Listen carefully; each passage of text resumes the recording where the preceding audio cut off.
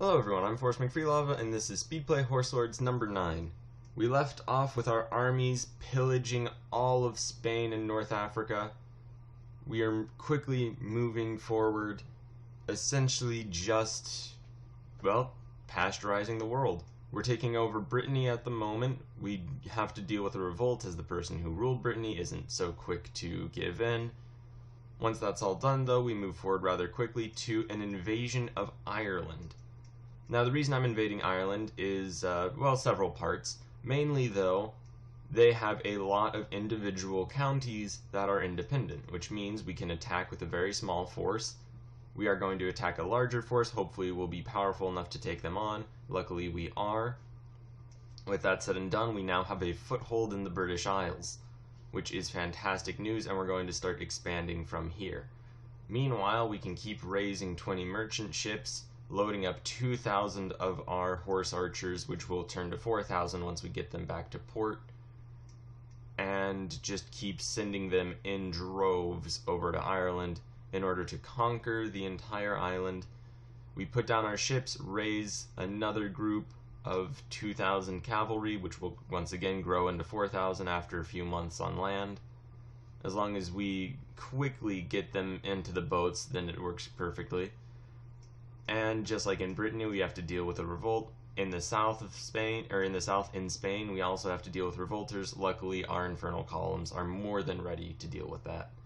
So we keep sending forces over to Ireland. Ideally, by the end of our invasion, we will have 2,000 to 4,000 men on every single Irish province, pillaging it. And once we're done with that, we'll be able to move from Ireland into the rest of Great Britain, and hopefully also have forces ready to move on to all the various islands in the Atlantic that we will eventually have to clean up, so we may as well do it early. So ultimately our invasion is going rather well. We are just taking over Ireland piecemeal, really. They only really joined together to resist our invasion in the very beginning, where we fought that 5,000 man army, and there was also an army roving around in England for a while. However, it doesn't seem to be that much of a problem. Meanwhile, in the south, we are continuing to destroy the aristocracy and move the borders of pasture land further and further.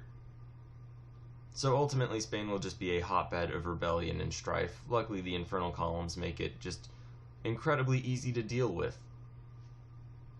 Meanwhile, we are pressing forward ever more in Ireland, which is really going to be the central focus of this episode. In Spain, the infernal columns are doing a great job. We are just pressing forward at really an unprecedented rate, and it'll only speed up as time goes on. Now, we obviously can support much larger armies than we're already bringing to bear, as evidenced by the fact that we were able to create, just on the spot, most of our Irish invasion army. And ultimately, Ireland will very quickly succumb to just the pasteurization, as we're going to have troops on every single province just slowly going through. We're getting new technologies and increasing the strength and just various levels of our capital tents. So everything is really just going in our direction, really. We are just wrecking through the Irish. There's just one independent state left. We will have to fight a series of wars in order to take them, at least 2, just because they're in different duchies, and for whatever reason we can't completely annex them in one war. We do still have to feed our sub-clans just to keep them loyal and prevent any tremendous clan uprisings. And ultimately we are at war with the last Irish state. We'll just take their single province duchy at the moment, as that's realistically just going to be the quickest way to go through this war. With that done, we go ahead and redeclare, just constantly breaking truces, as they really mean absolutely nothing at this point.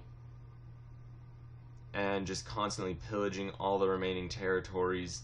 We have very nearly destroyed entirely our aristocracy, so we're going to have to expand the revolution in order to get more aristocrats to purge, which is an interesting goal to have. You do see we are building up our forces near France, as well as just continually pressing forward. One of the reasons I went for Ireland instead of France, mainly, France is just a terrible mess. There is horrible border gore throughout the entire area, and we'll need a large force to actually occupy all of it. Also, I imagine that the Europeans are going to have a rather significant defense for France and that area, which will be spread out and just a bit of a problem in general. Ultimately, it was just quicker, easier, and a better long-term thing that we take over Ireland right now. We've fully taken it over, we just have to deal with a small revolt. And Ireland is going to be a great base of actions against the United Kingdom, so it's probably for the best that we didn't just leave them to be a problem. Meanwhile, we have pressed through a good portion of Spain. We've more or less destroyed our aristocracy. We do still leave people in control over provinces, as we're not quite ready yet to fully destroy the aristocracy. We do need them to an extent. And we are doubling up some of our infernal columns just because of the sheer size of rebellions in Spain and France, which were a problem for a moment, but no longer now that we have larger armies dealing with them. And ultimately, when we come back, we will have to expand in order to keep the revolution going. Thank you very much for watching. Please like, share, and subscribe. Have a great day.